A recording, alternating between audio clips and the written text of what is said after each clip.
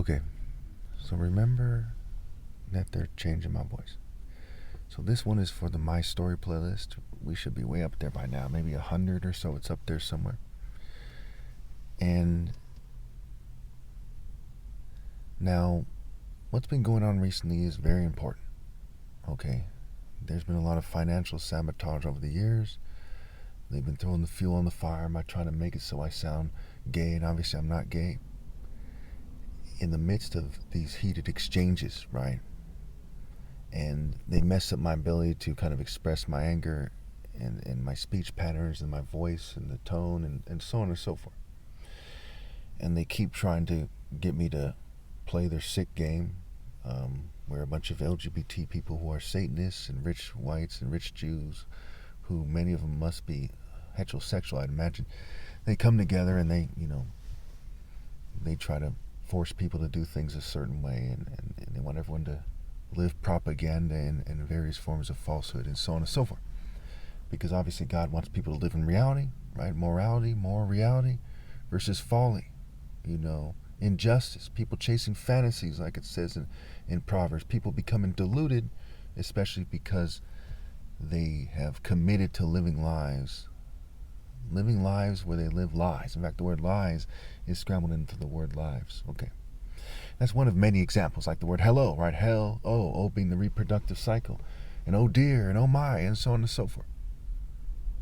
So, what's been going on recently, I want to keep this brief here, is like usual, there's like a heated exchange almost every single day, or sometimes twice a day, at least once a day usually.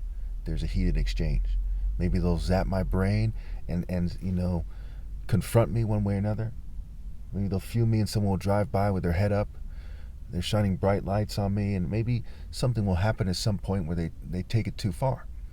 And I read, I pronounce verdicts and curses against them and all the people outside the divine order every single day, because that's the right thing to do, right? They're attacking the gate of heaven, and I fire back. They're attacking God's Son, and as someone who must give justice to God first, me second, the righteous after that, and everyone else, right? Universal justice.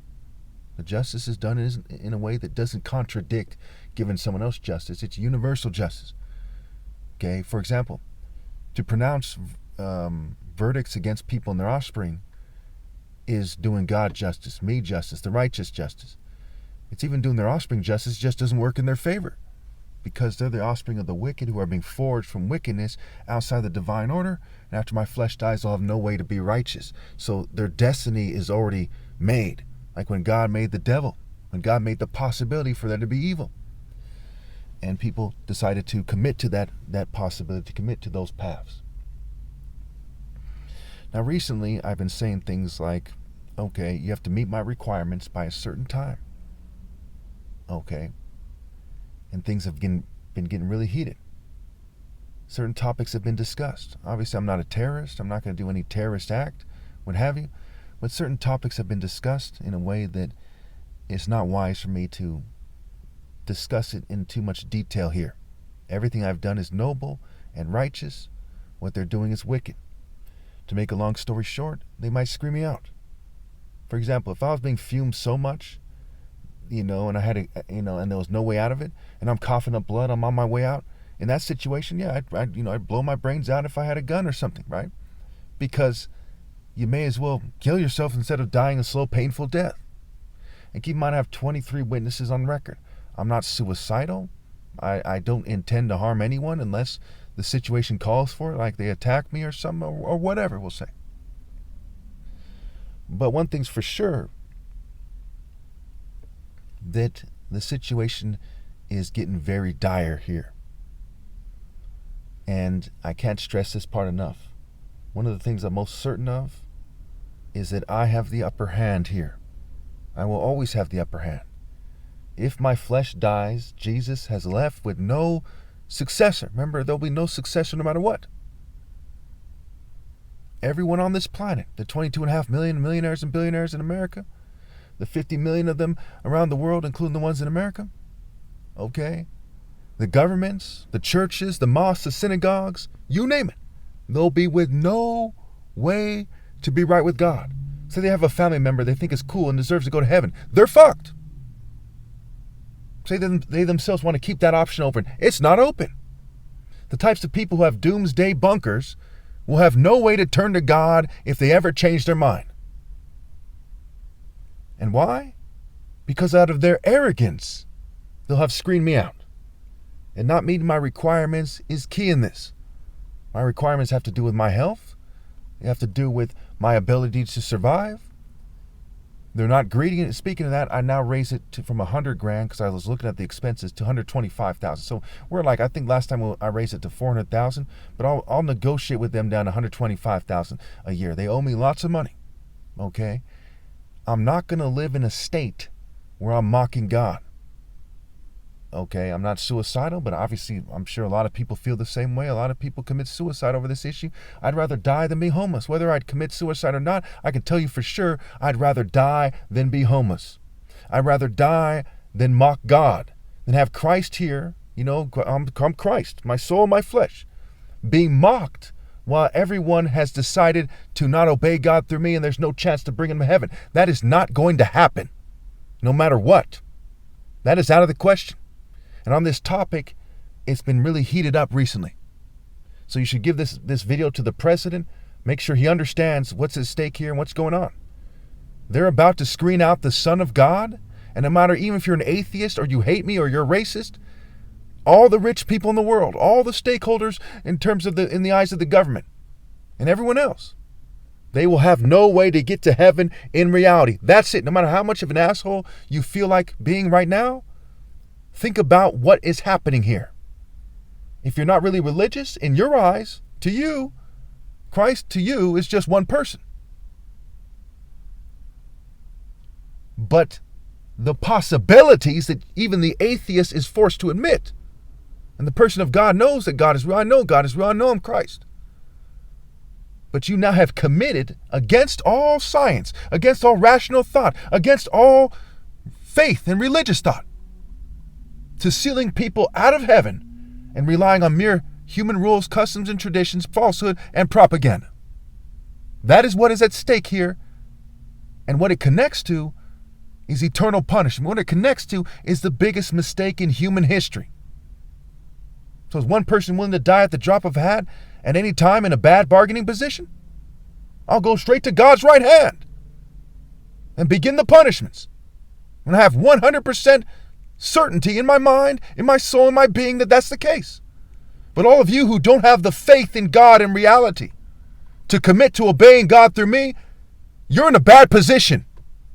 And I won't tolerate you pretending that I'm in the bad position. You people are in a bad position.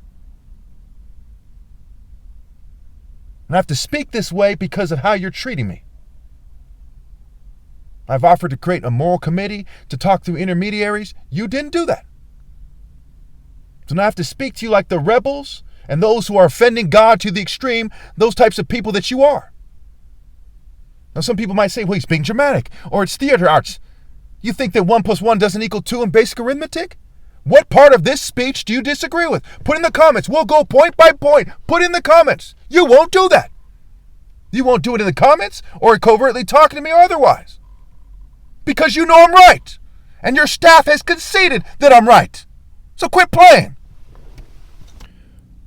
Okay, so I had to raise my voice to show you how I feel about it, what I believe, and the fact that I'm not going to sell out, that I'm willing to die for God, and the things that aren't negotiable are the things that would not be negotiable to a righteous person.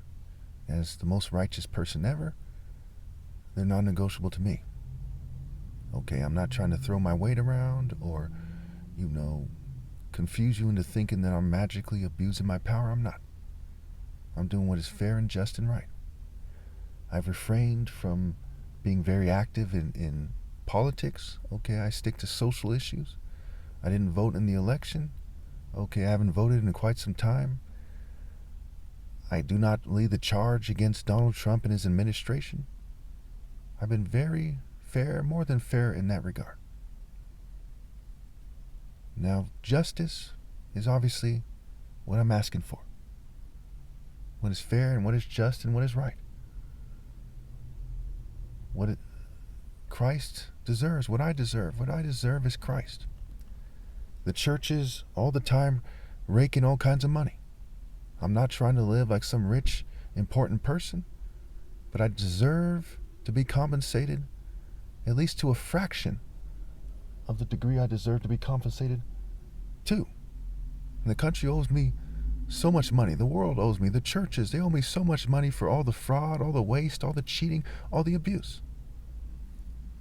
And believe it or not, I try not to chastise them too much.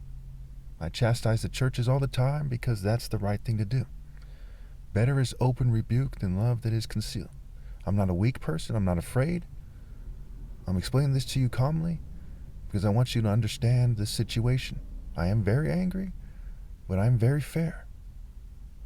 I understand that you have a country to run, if it's the president or whatever, whichever stakeholder you are, you have whatever you're trying to do, you have to do that, in your mind at least.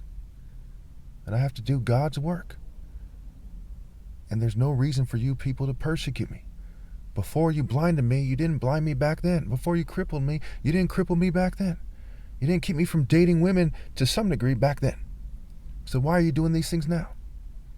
You didn't need to back then, and you don't need to now. But I need to serve God no matter what. My entire life, damn near, I've lived in unincorporated Morgan Hill in the middle of nowhere. Okay? And I missed out on things. And I've had dirt on my car all the time because of the psyops. And they kept me from buying clothes that suit me and so on and so forth. And in the midst of all this, I've proven definitively that righteousness and character shines forth.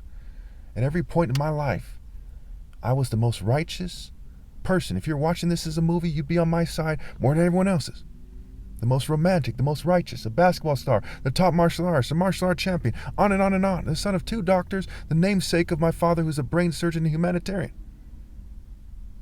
The most passionate member of my family, the most passionate person on the planet.